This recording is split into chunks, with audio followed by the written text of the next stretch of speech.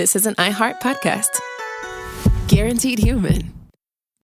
No one knows what the future holds, but you deserve a weather app that can help. WeatherBug is easy to use and provides forecasts for your every need, from storm warnings to pollen levels, right at your fingertips. Get the fastest local alerts and comprehensive 10-day forecasts wherever you are. Its hyperlocal, real-time customizable alerts make sure the weather never takes you by surprise, so you can plan every day with confidence. Download the free WeatherBug app from the App Store today and start getting accurate weather forecasts 24/7. Sink into affordable luxury. Anabay is the only machine-washable sofa, inside and out. With stain-resistant slip covers and a cloud-like frame duvet, everything goes right in the wash. Plus, the modular design lets you change the look of your space anytime. Visit WashableSofas.com to upgrade your home. Shop up to 60% off site-wide, with sofas starting at just $699 and a 30-day money-back guarantee. Shop now at WashableSofas.com. Offers are subject to change, and certain restrictions may apply. You ever wonder how far an EV can take you on one charge? Well, most people drive about 40 miles a day, which means you can do all daily stuff no problem. Go to work, grab the kids at school, get the groceries, and still have enough charge to visit your in-laws in the next county. But they don't need to know that. And the best part, you won't have to buy gas at all. The way forward is electric. Explore EVs that fit your life at electricforall.org. You know when a commercial becomes a thing everyone's suddenly talking about? Yep, this is one of those. Elf Cosmetics just dropped an absurdly funny telenovela called Melissa, celebrating positivity, inclusivity, and accessibility. Stars Melissa McCarthy, but the real star? Elf Glow Reviver Lip Oil. When language fails her and lips are dull and dry, only Glow can revive. The Elf Glow Reviver Lip Oil is an ultra-glossy tinted lip oil that nourishes, hydrates, and enhances your lips' natural color. Watch the full episode of the new Elf Novela at soyunbaño.com. Body Bags with Joseph Scott Morgan. I've always been fascinated by film noir, if you will. I love black and white movies. I wish I had more time to watch them. As a matter of fact, I think I'm going to put that on my checklist. Kimmy and I have to sit down and at least watch one noir movie per week until I make it through. You know, you can go to the different categories on these movie platforms and find them. I don't know why I like it. I think it's obviously the darkness of it, the kind of the shifting of light that you can't appreciate in color films. And there's always something so foreboding about it, particularly films that involved individuals that, say, for instance, were cons and they escaped from prison and those types of things. I'm always fascinated by that, because how exactly does an individual escape from a high security prison and just kind of vanishes into thin air? Well, today on Body Bags, we're going to discuss one such case. But you know, the thing about it is this guy did not vanish. He didn't melt away before he took the life of a 7-year-old girl over 30 years ago. Coming to you from the beautiful campus of Jacksonville State University, I'm Joseph Scott Morgan, and this is Body Bags. Brother Dave, they talk about being a soldier, and being a soldier is extreme boredom punctuated by just seconds of terror. It would seem that being incarcerated, being in some big penitentiary somewhere would, I think, I guess you would have punctuated moments of terror in there, but it seems more like boredom to me. You have to occupy your mind. You have to occupy yourself. Yeah. And I think, I love Shawshank Redemption. I know you probably do too. Mm-hmm. It's such a great movie. And you think about, somebody that just sits there and has the ability to think, how in the world do I escape from this place? And right. And then once you escape, that's the easy part. Staying remaining escaped, right. And kind of fading into the darkness is a completely different thing. But the story today, when you talk about a 7-year-old child being dead, and the reason the 7-year-old is dead is because this scumbag was able to escape county jail. Yeah. this is more than problematic.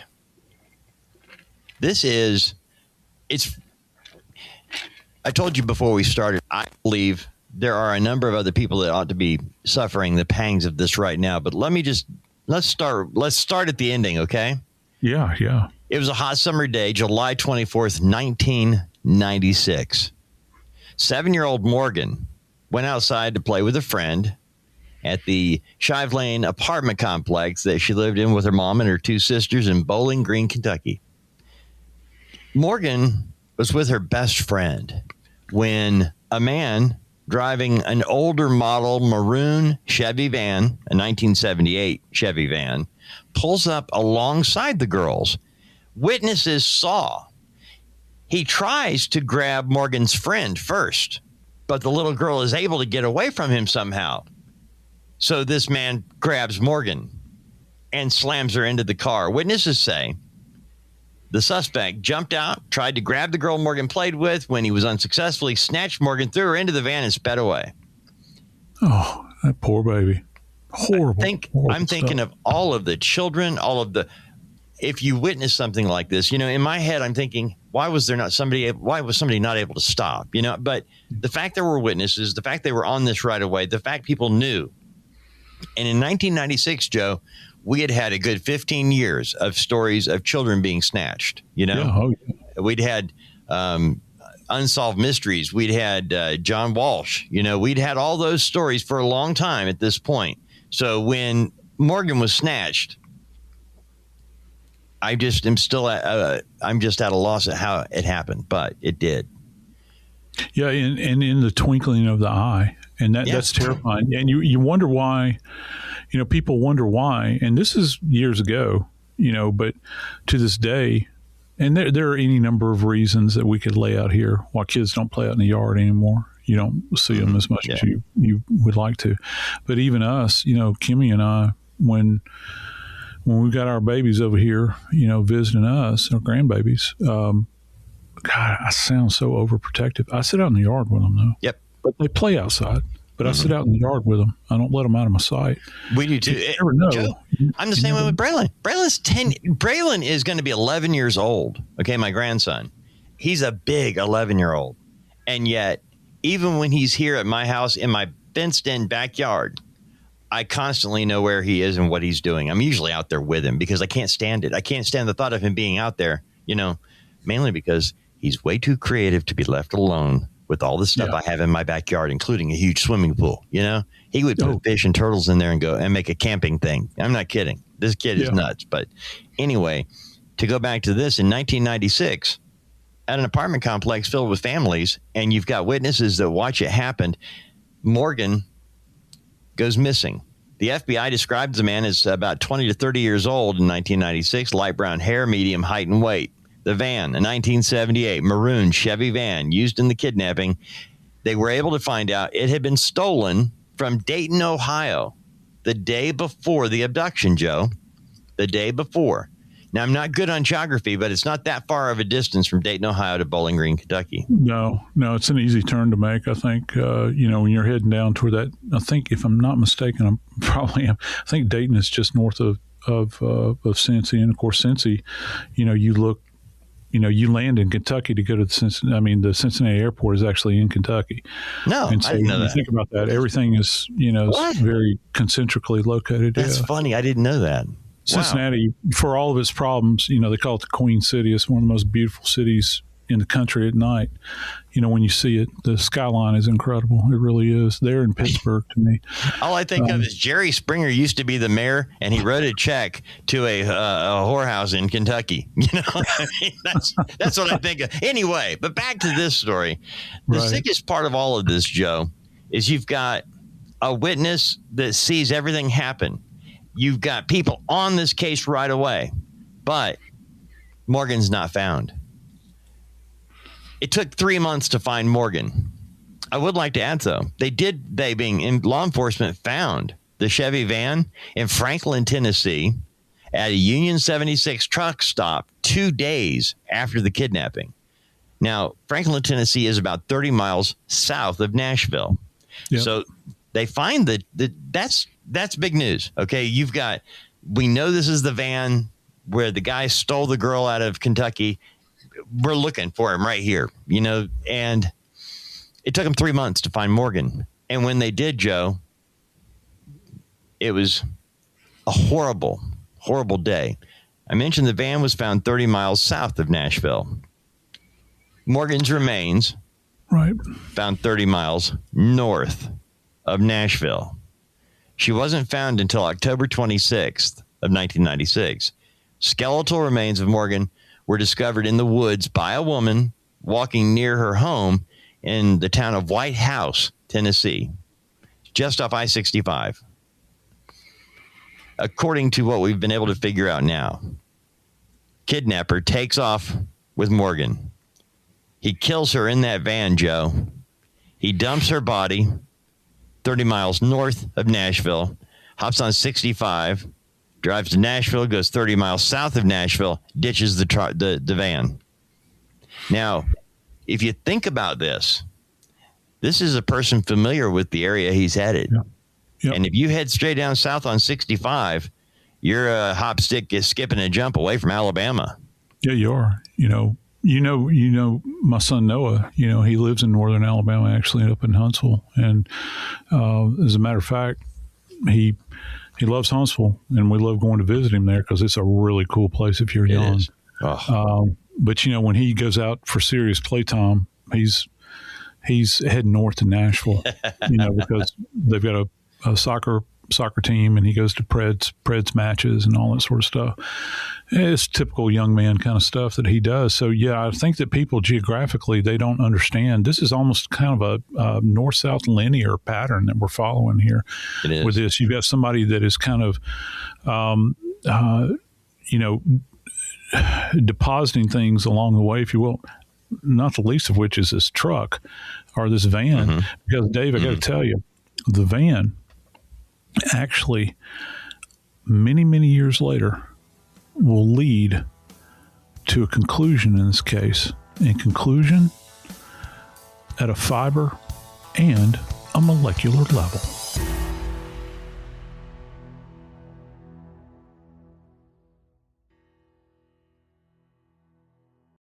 No one knows what the future holds, but you deserve a weather app that can help. WeatherBug is easy to use and provides forecasts for your every need, from storm warnings to pollen levels, right at your fingertips. Get the fastest local alerts and comprehensive 10-day forecasts wherever you are.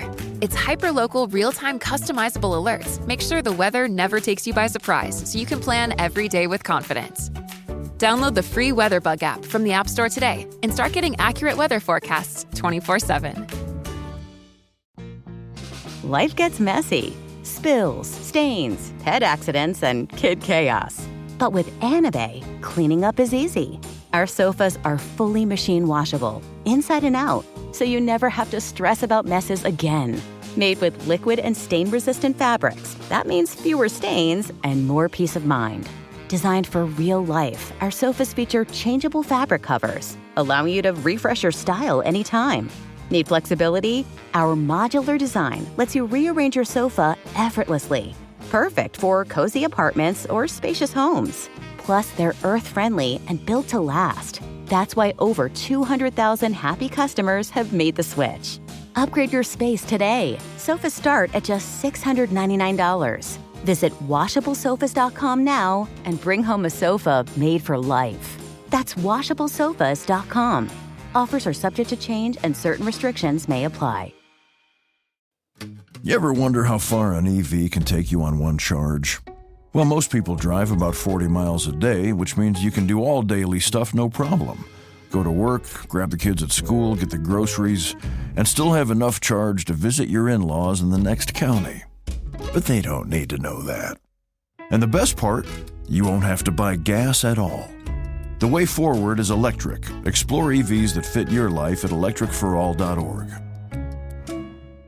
Now I'd like to introduce you to Meaningful Beauty, the famed skincare brand created by iconic supermodel Cindy Crawford. It's her secret to absolutely gorgeous skin. Meaningful Beauty makes powerful and effective skincare simple, and it's loved by millions of women. It's formulated for all ages and all skin tones and types, and it's designed to work as a complete skincare system, leaving your skin feeling soft, smooth, and nourished. I recommend starting with Cindy's full regimen, which contains all 5 of her best-selling products, including the amazing youth-activating Melon Serum. This next generation serum has the power of melon leaf stem cell technology. It's melon leaf stem cells encapsulated for freshness and released onto the skin to support a visible reduction in the appearance of wrinkles. With thousands of glowing 5-star reviews, why not give it a try? Subscribe today and you can get the amazing Meaningful Beauty system for just $49.95. That includes our introductory 5-piece system, free gifts, free shipping, and a 60-day money-back guarantee. All of that available at meaningfulbeauty.com.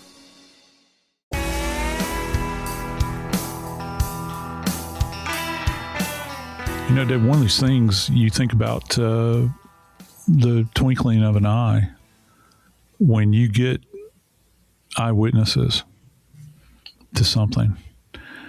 Most of the time, they don't really realize how important anything that they recall at any specific time is. They don't realize that maybe these recollections that they have from these moments, when they're out there and they're just going about their lives, and they have this ability to see something, to witness something. They actually had a description on this perpetrator, and I think that you had mentioned it, hadn't you? We know that he was a white male. And this kind of thing just happened in a flash. You think about poor Morgan there on the side of the road, and she's with her playmates, and I'm sure that they contributed to the descriptor too.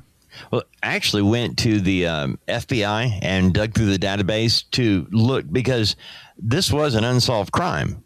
It was unsolved for 30 years. Okay. It's been a long time coming. And so what I did is I went back and looked at the FBI file on it to find out what the description was.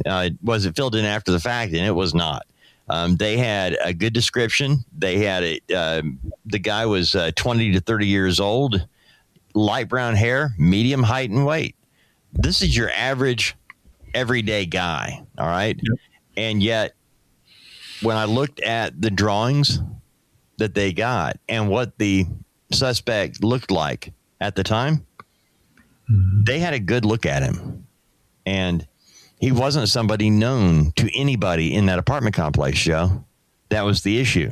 You've got a person driving a van from out of state, comes in and out in an apartment complex, where you do have a lot of transient, not in a negative, people that come in and out renting and things like that. So there's oftentimes movement in apartment complexes. You see a lot of different vehicles. So not that uncommon you wouldn't pay attention to it right off the bat. It's just shocking that the way this happened. But you mentioned how they were able to utilize that van. Yeah. And how they were able to tie it all together. And do you want me to tell you who the guy is, or do you want to go into how they discovered him? How do you want to go about this? Because it's kind of, we've had to start at the end to go to the beginning, because the reason we know about this is because of what transpired to find this is an unsolved crime. It happened in 1996. Here it is, 2026. We're talking about it. Why? Because we just found out they have the solution last week. Yeah. Think of the family, Joe. Think of the poor family, the friends, the other little girl that was playing with Morgan that day. Yep. I mean, what have they gone through for the last 30 years? Yeah. Let's just take her playmate just for a second. What has she gone through? How many nights do you think she laid awake in her little bed, recalling, and trust me, this would be emblazoned in her brain. Yeah. Recalling watching this grown man first put his hands on her. Yep. And she was able to slip away, and then watch her friend Morgan be snatched off into the abyss of blackness inside of that van, that door shutting, and off they go into the distance. You're talking about 7-year-olds here, Dave. Yeah. And how horrific this is. This child, it's been bad on the parents. I know that it has been, but this little girl that bore witness to this is something that will be emblazoned on her psyche for the rest of her life. Well, think about it. She's 37 now. Okay. She's probably a mother herself. and has probably gone through that same fear that you and I did when Archer, it's a constant presence in your life, Yeah, I promise you one thing. I can almost guarantee you this. Unless she went to some kind of mental vapor lock, if you were to sit down with her now today, Dave, she could give you fine detail about what she saw at that moment in time. Oh, yeah. It's something that's so burned into there. Well, when we actually came around on this, and I'm still amazed at how the evidence was, how they were able to do this, because when you go back in time, you go back to, we know who the suspect is. His name is Robert Froberg. Robert Scott Froberg. That's the man's name. By the way, he's 61 now. He's the suspect in the kidnapping and murder of Morgan Violi. December 27, 1988, Robert Froberg committed an armed robbery in Montgomery, Alabama. Shortly after that, Froberg was arrested and found in possession of paperwork about how to hotwire cars. Now, this is in 1988, 89. Froberg was sentenced to a lengthy term for armed robbery. He got a prison term. While he was in prison, he learned a few things. February 1995, prison officials find Froberg in possession of 2 nude pictures of minor girls. April 3rd, 1996, Froberg escapes from a prison work detail in Birmingham, Alabama. He robs an elderly woman and steals her 1986 Oldsmobile. Froberg flees Alabama, and the stolen car ends up in Mount Carmel, Pennsylvania. Now, you know what he was doing, Joe? Froberg, he's on the lam. He's a wanted fugitive, and he is in a child's playhouse, a treehouse, and he's hiding there. Don't know how long he was there, but on May 20th, 1996, this little boy, a 7-year-old boy, identified only by his initials, WA, shows up looking for a friend. The boy goes up this treehouse and finds Froberg. Think about this for a minute. But Froberg plays it cool. He engages the kid, talking to him. The boy says, "Hey, what are you going to do?" The boy says, "I'm going to the store to buy some candy." Froberg says, "I'll buy it for you. Not a problem." The kid sensed something was wrong. He said, "I got to go home and get money." So before Froberg could do anything, this kid got out of there, Joe, ran home and tells his mom, "Hey, there's a guy in the treehouse." They call the cops right away. They show up. A brief chase is on. Froberg is caught. 7-year-old. A 7-year-old did not believe the lying fellow. So Froberg is locked up in the Northumberland County Jail. Again, that's May 20th, 1996. On July 16th, 1996, Froberg escapes Northumberland County Jail. Joe, he climbs a rain spout to the roof. Then, using a cable, he climbs down on the ground. He steals a prison employee's bicycle and rides away. It is just, this is a movie. You couldn't make it up. No. You couldn't make this up. This July, now, again, July 16, 1996. These dates are important, friends. Remember, he's on the lam from Alabama, May 20th. July 16, he's now on the lam in Pennsylvania.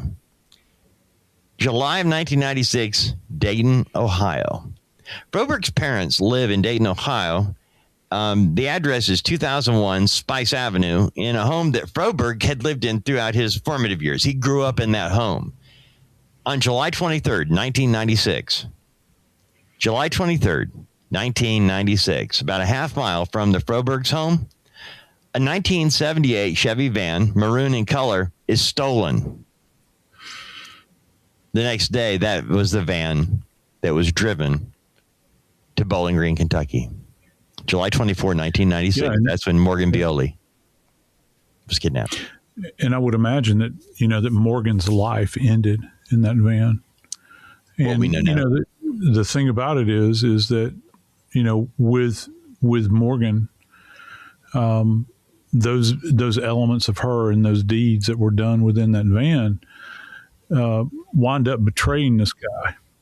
So many. How is that years possible, later. Joe? He only had the van for a couple of days, right? Well, any kind of movements. Yeah, you think about any kind of deposition that they find, and I'll get into this relative to Morgan's death. This is a homicide, obviously. But you think about it, this guy is trying to stay hidden. He's trying to stay secluded. So anywhere that he might go in that van, he's going to leave his own deposition. This is a fine example of Lacards. I know you guys get tired of me talking about Lacards, but Lacard is the cornerstone for everything that we think about in forensics, with those things that you leave behind or those things you introduce into a scene. Actually, and so, explain where that comes from, Joe, because you take for granted that a lot of folks know what you're talking about when you say it. I do, but you know what? The first time you said it when we were doing the show, we were actually doing a show with Nancy, and you mentioned it. I wrote it down and looked it up because I didn't know. I didn't know what it meant. Yeah, well, it comes from a gentleman named Edmond Locard, and he's French.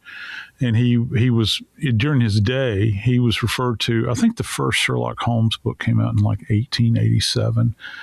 And Locard, he appears on the scene in the late 19-teens, early 20s, 1920s rather.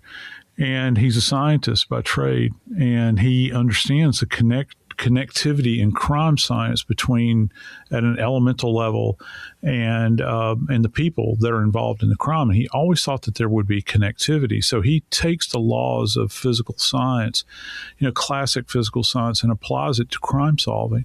And he arrived at, and he's got several principles that he puts forth, but probably the most famous is what's referred to as Lacard's exchange principle. And that is that every contact leaves a trace. And the whole statement is a bit longer than that, but that's the condensed version. But every contact leaves a trace. So if you as a perpetrator are walking into a scene, let's just say this pristine world, maybe a van, when you get into that van, wherever you have come from, you're bringing bits of yourself and your environment with you. Okay. Now, those things might be unique to you, or it might be to another environment, but yet they're deposited in that van. So let's just say you walk on the side of the road, and the side of the road is compacted clay that's dusty. Mm-hmm. Well, when you mount up on the van and your feet have been walking through it, you're going to transfer that clay into the interior of that van. That doesn't mean that came from you. However, it is deposited. If you find this person's boots or their shoes and it has said clay on it, then that's a point of connection. Now, it doesn't solve the case for you, but it does show that someone with those shoes or those boots walked into that van, deposited this same type of clay. Now, you can also have hair deposition. Fiber deposition, something that comes off of a pillow or a blanket or something like this, or you're shedding hair in this environment. Your hair is falling away. That is your hair. And now we can take hair and do mitochondrial DNA on hair and tie it directly back to you. In the past, we would do things like hair morphology, where we would look at a hair and we would say, okay, this is human. That's where we always start with any kind of biological element. Is this human? And just like we do with blood. So we would look at that hair and say, yes, this is in fact human hair. Then you have to go down the list. Can you put a race with the hair? Well, racing a hair is a bit more difficult. Okay. Because you don't know, certain people carry certain genetic markers that might predispose them to curly hair, might predispose them to stick straight hair like mine, or they might have some body to it. Okay. But at the molecular level, it tells a tale about that subject. So in broad strokes, in the past, all we had to look at was the morphology of the hair. Now, some other indicators, which is really fascinating if you ever see this in a microscope, for all our friends out there that go and get their hair colored. What's fascinating, and Kimmy will do this periodically too, she'll say, my roots are showing. And any lady you've ever been around, if she gets her hair colored, you'll hear them say, my roots are showing. What that means is that the hair is growing, and as it grows, the shaft increases in length. Well, that area that has previously been dyed or colored, you can see a demarcation in this thing. It's kind of fascinating when you look at it microscopically, because suddenly it changes. You'll see the natural hair, and then you'll see this colored hair.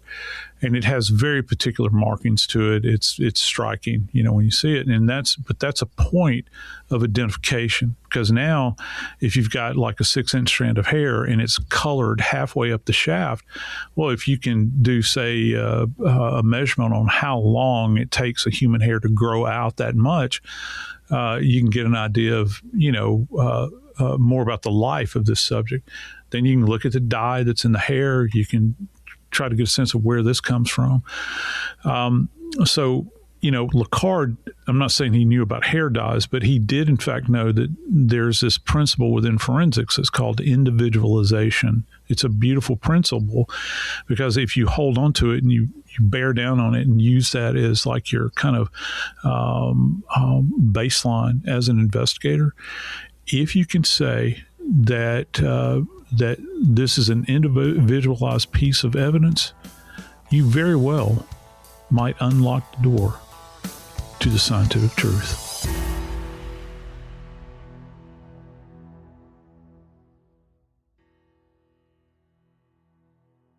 No one knows what the future holds, but you deserve a weather app that can help. WeatherBug is easy to use and provides forecasts for your every need, from storm warnings to pollen levels, right at your fingertips. Get the fastest local alerts and comprehensive 10-day forecasts wherever you are. Its hyperlocal, real-time, customizable alerts make sure the weather never takes you by surprise, so you can plan every day with confidence. Download the free WeatherBug app from the App Store today and start getting accurate weather forecasts 24/7. Tired of spills and stains on your sofa? Wash away your worries with Anabay. Anabay is the only designer sofa that's machine washable inside and out, starting at just $699. Plus, Anabay sofas are pet-friendly, stain-resistant, and feature changeable slipcovers and modular pieces. Get up to 60% off site-wide with a 30-day money-back guarantee. Visit WashableSofas.com to get yours now. That's WashableSofas.com. Offers are subject to change, and certain restrictions may apply. You ever wonder how far an EV can take you on one charge? Well, most people drive about 40 miles a day, which means you can do all daily stuff no problem. Go to work, grab the kids at school, get the groceries, and still have enough charge to visit your in-laws in the next county. But they don't need to know that. And the best part, you won't have to buy gas at all. The way forward is electric. Explore EVs that fit your life at electricforall.org.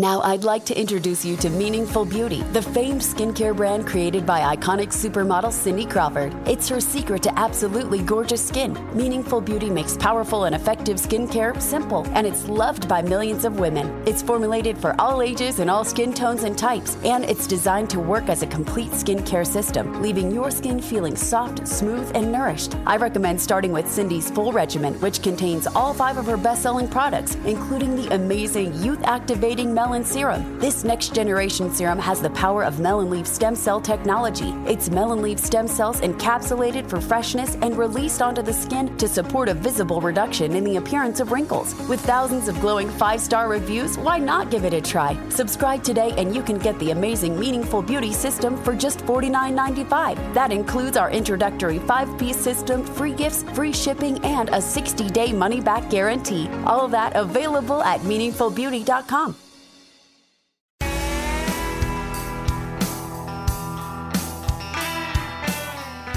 Dave, I hate to go down this road with you, but this is our program, Body Bags, right? But let me just ask you, can you tell me just a wee bit about how precious Morgan was found? I know that it was a period of time before they found her. She was not found in the front yard.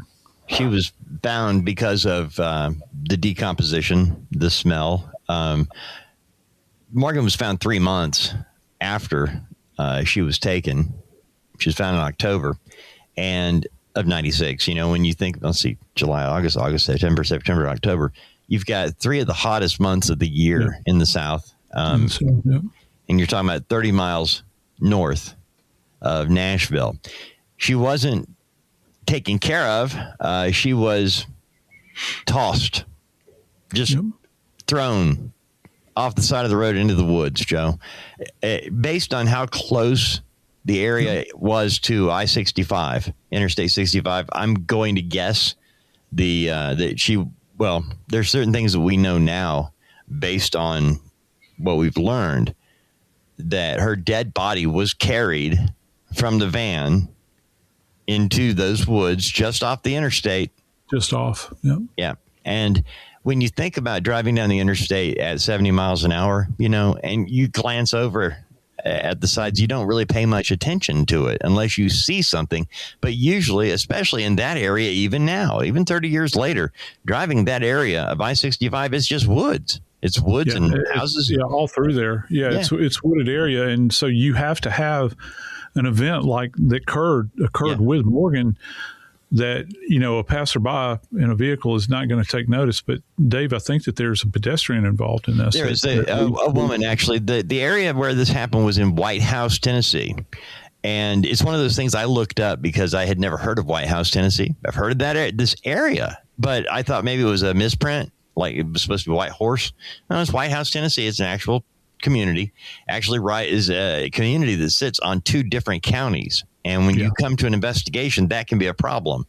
And Morgan's body was discarded in the wooded area where it was near this woman's home. She's walking down the road. And when you think about where the body was found in relation to the interstate and the community, it was happenstance that she actually was found when she was found, because she had been there for 3 months, Joe.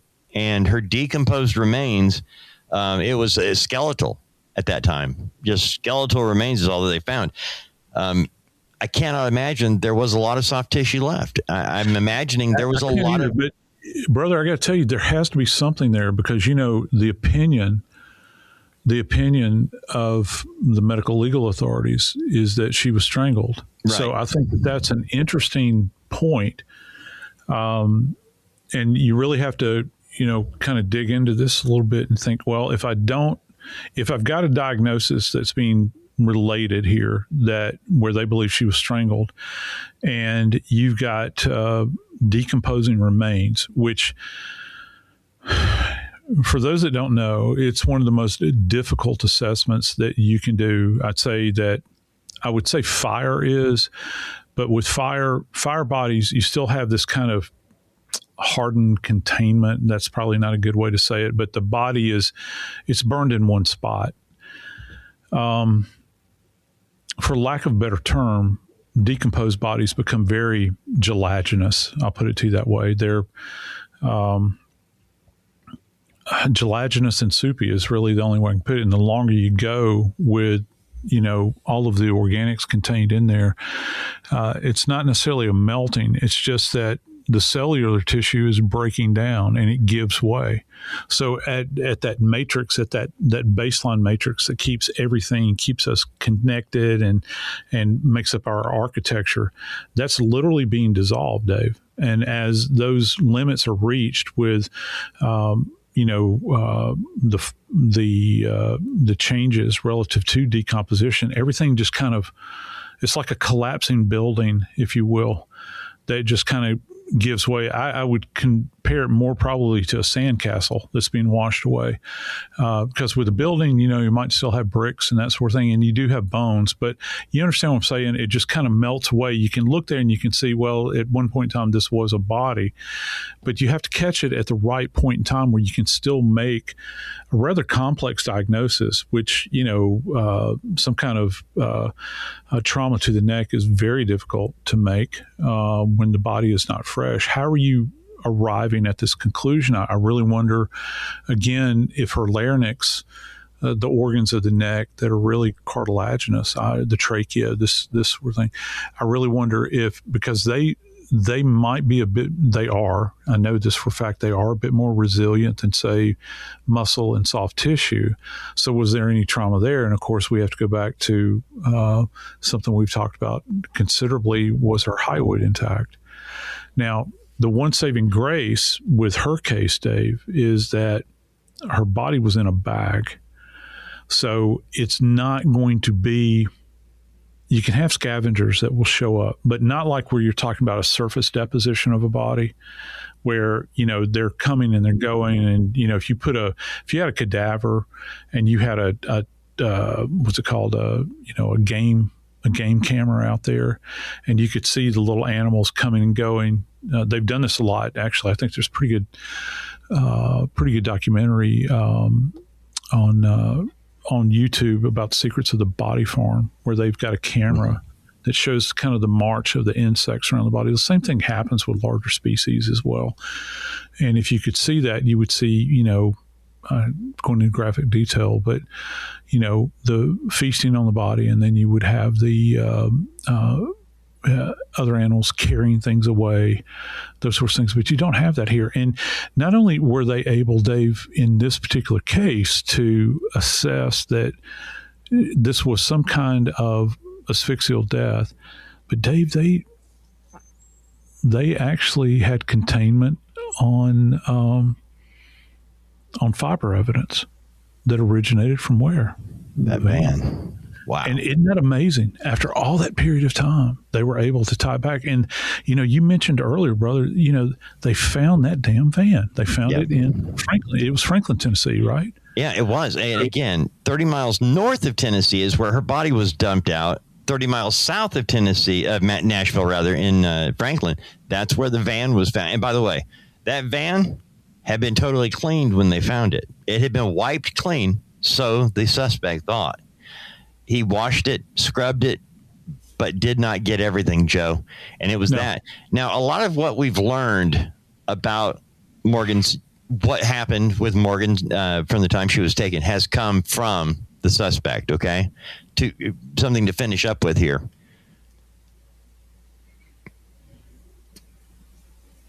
This man, I hate to even call him that. Yeah, he was rearrested in August of 1996, okay? Now, remember when I said pay attention to the dates? Yep. May 20, 1996. He's out of town. He escapes Alabama, goes to Tennessee, Pennsylvania. He's arrested there. He escapes county jail there in July. July 23rd, he steals the van next to his parents' house. July 24, 96, he finds Morgan. He snatches her. He throws her in the van. By the way, Morgan was fighting and screaming. That was why some of the witnesses knew what had happened. They paid attention because they heard her screaming. Once they were able to get this down pat, they found out that Morgan was fighting and screaming the whole way. A handkerchief was used to cover her mouth. And that's where Robert Froberg used that to strangle her, according to him. Now, Froberg, to calm Morgan down, told her that they were going to see her dad. Now, how he knew to say that, I don't know. But he was just passing through. He didn't have any real connection there. This was such a happenstance occasion, Joe, for this little girl. She fought. He killed her in that van and then dumped her body like it was nothing.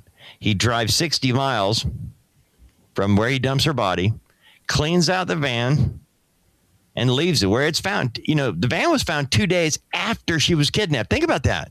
They find this van 2 days after Morgan is kidnapped. There's still hope she's alive. They're still hoping that we're going to find this little 7-year-old girl.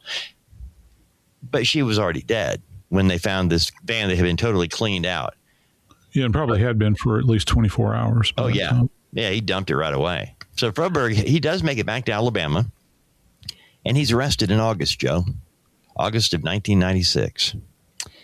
When we talked about how Froberg was sentenced for that armed robbery charge in 88, it was a long sentence then, and he kept piling up other charges while he was in jail and in prison. And then when you escape, that's even more. He was still in prison from that original charge in 88. When they arrested him in 96, he's been in jail ever since. He's been in jail since a month. Okay? Since a month after he killed Morgan, he's been in jail ever since. He was in jail for 2 months before her body was found, Joe. For 2 months before her body was found, he was in jail. Well, this we know, the feds have gotten hold of this, and the feds are the ones that are charging him now. They're involved in this case involving Morgan's homicide. And what's really interesting about this, Dave, is that Morgan, almost like some kind of specter, arises and, points to him through her own biology, that he was the person that did this, because Dave, contained within that bag that they found dumped there in that area where this precious child's remains, contained within her hair, Dave, were fibers off of one of the pillows, or cushions rather, inside of that van that he had stolen. So there, Licard's, you've got that attachment. Now, we know that he's been in the joint for some time. Yeah. The confirmatory thing is that he left his own DNA in that damn van. And when he did, science finally caught up to everything, because they were able, this is one of the cases where CODIS works, Dave. Wow. They were able to take that sample and put it into CODIS, and guess what? They got a hit on this scumbag. They got a hit. And again, pointing the finger at him, the science is telling the truth here. Wow. But, the time has passed. The time has passed for, so-called, and I never know what this actually means, justice, in a case like this. Justice would have been that this precious little angel would have been able to live her life to the fullest. And instead, on that, as you put, that hot July date back in 1996, her life ended. It ended, and he was able to go on with his life. Now, maybe it's behind bars and incarcerated, but he is still drawing breath. And I echo your sentiments, Dave. If anybody had knowledge of this, looking at the parents here, that he was on the lam, that they facilitated any way in his safe passage or whatever the case might be, shame on you. Shame on you for doing this. Because now, Morgan's at peace now. She's been at peace for a long, long time. But all of those that are out there that were in her circle, her parents, her grandparents, her extended family, and that little girl that witnessed this happen, that has probably spent many, many sleepless nights, may have had to go to therapy. You robbed them of peace by virtue of the fact that you took care of this guy. What a shame. I'm Joseph Scott Morgan, and this is Body Bags.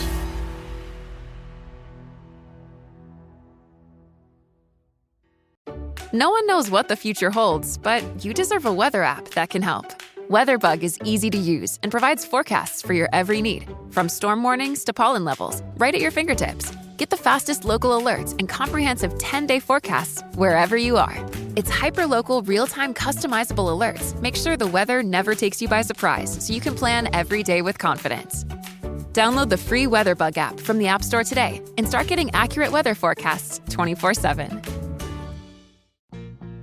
Life gets messy. Spills, stains, pet accidents, and kid chaos. But with Anabay, cleaning up is easy. Our sofas are fully machine washable, inside and out, so you never have to stress about messes again. Made with liquid and stain-resistant fabrics, that means fewer stains and more peace of mind.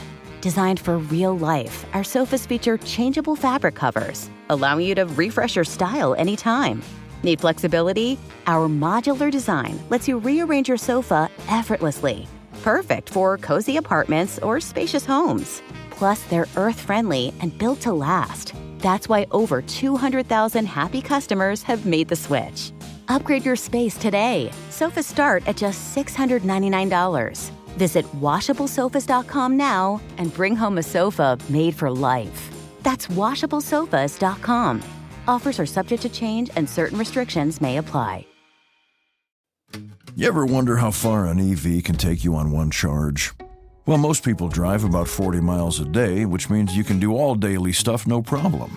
Go to work, grab the kids at school, get the groceries, and still have enough charge to visit your in-laws in the next county. But they don't need to know that. And the best part, you won't have to buy gas at all. The way forward is electric. Explore EVs that fit your life at electricforall.org. With the Venmo debit card, a taco in one hand and ordering a ride in the other means you're stacking your rewards. Nice. Get up to 5% cash back with Venmo Stash on your favorite brands when you pay with your Venmo debit card. From takeout to ride shares, entertainment, and more. Pick a bundle with your go-tos and start earning cash back at those brands. Do more stash, get more cash. Venmo Stash bundle terms and exclusions apply. See terms at venmo.me/stash terms. Max $100 cash back per month. This is an iHeart podcast. Guaranteed human.